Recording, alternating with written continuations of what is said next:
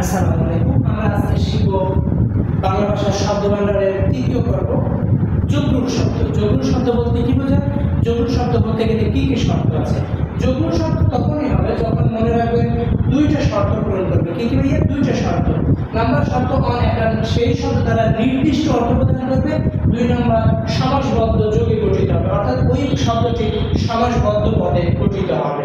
Number one আমি বললাম রাজপুত্র আর রাজপুত।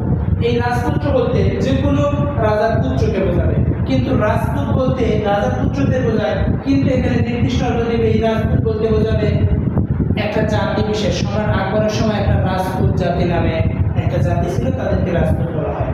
জলধি মানে কি? যারা জল দেয়। জল তো অনেক কিছু দিতে পারে, নদীর জল এগুলো দিতে পারে, কিন্তু এই জলধি মানে সমুদ্র।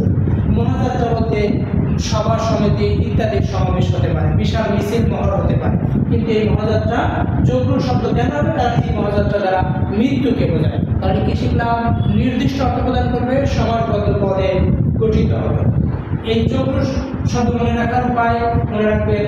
দশাননের রাজপুত্রা পঙ্কজ হাতে নিয়ে জলদিতে মহাযাত্রা শুরু করলো এবং নীলকণ্ঠ হয়ে বেলা পানি বাজাতে লাগলো। নোট হিসেবে লিখবেন রাজপুত্র যৌগিক শব্দ, রাজপুত যগ্র শব্দ। দেখা হবে বিজয়ে।